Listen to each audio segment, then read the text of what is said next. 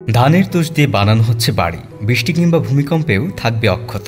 ধানের তুষ দিয়ে বানানো হচ্ছে বাড়ি। ধান কাটার পর যে আবর্জনা বা তুষ ফেলে দেওয়া হতো, এখন তা ব্যবহার করা হচ্ছে পরিবেশ বান্ধব বাড়ি তৈরিতে। আধুনিক প্রযুক্তির সাহায্যে ধানের তুষ দিয়ে এখন তৈরি করা হচ্ছে ইনসুলেশন প্যানেল, যা দেয়ালের অভ্যন্তরে ব্যবহার করে ঘরকে গরম ও ঠান্ডা উভয় আবহাওয়ায় আরামদায়ক রাখা যায়। ধানের তুষে সিলিকা থাকার কারণে এটি আগুন প্রতিরোধেও কার্যকর। ইউরোপ, আমেরিকা ও কিছু এশীয় দেশে এখন পরীক্ষামূলকভাবে এই প্রযুক্তি ব্যবহার শুরু হয়েছে।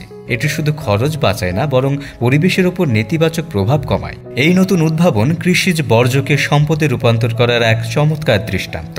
ইট পাথর নয়, ধানের খোসায় বানানো হচ্ছে আস্ত দালান। গ্রামে ধানের খোসা বা তুষ বা কুড়া হিসাবেই পরিচিত।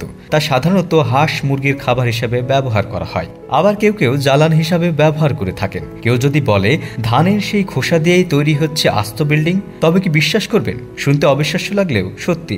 ধানের খোসা দিয়ে বানানো হয় এক ধরনের ব্লক, যা টেকসই, এমনকি ভূমিকম্প প্রতিরোধেও সক্ষম। আর একটি ব্লক তুলনায় আকারে অনেক বড় হয়। এমনকি একটি ব্লক 5 থেকে 6টি ইটের কাজ করে। তাই বাড়ি তৈরির কাজ অনেক দ্রুত শেষ করা যায়। কিরগিজস্তানের ছোট্ট একটি গ্রাম আতালে শুরু হয়েছে এই পরিবেশ বান্ধব নির্মাণের যাত্রা। নতুনভাবে গড়ে ওঠা একটি কারখানায় প্রতিদিন সিমেন্ট, মাটি, পানি আর ধানের খোসা মিলিয়েই তৈরি হচ্ছে ব্লক। এরপর সেই মিশ্রণ ছাঁচে ফেলে খোলা আকাশের নিচে শুকানো হয়। এভাবে প্রতিদিন তৈরি হচ্ছে প্রায় 250 থেকে 300টি ব্লক, যেগুলো দিয়ে প্রতি মাসে গড়ে 4টি থেকে 5টি বড় বিল্ডিং বানানো সম্ভব। এই উদ্যোগের পিছনে রয়েছেন এক নবীন উদ্ভাবক, নূর সুলতান তাবাল্লিব। তিনি জানান, শুধু এই অঞ্চলে বছরে 45 টনেরও বেশি ধান উৎপাদন হয়, যার ফলে জমে যায় হাজার হাজার টন ধানের খোসা। এই খোসা সহজে পচে না, আর পুড়লে বের হয় ধোঁয়া। তাই তিনি ভেবেছেন এই অপচয় কিভাবে অন্য সমাধানে রূপান্তর করা যায়। তার উদ্ভাবিত সিসমিক ব্লক শুধুমাত্র পরিবেশ বান্ধবী নয়, ফলে শীতের সময় ঘর গরম রাখে, এছাড়া গন্ধও ছড়ায় না। আর খরচও প্রচলিত উপকরণের চেয়ে প্রায় 30% কম। স্থানীয় বাসিন্দারা জানান, এই ব্লকে পেরেক ঠোকাও সহজ, ঘরের ভেতরে কাজও সুবিধা। এমনকি একটি ব্লক 5 থেকে 6টি ইটের কাজ করে, ফলে গাঁথনির কাজ অতি দ্রুত হয়, আর ঘরও অনেক সময় গরম থাকে।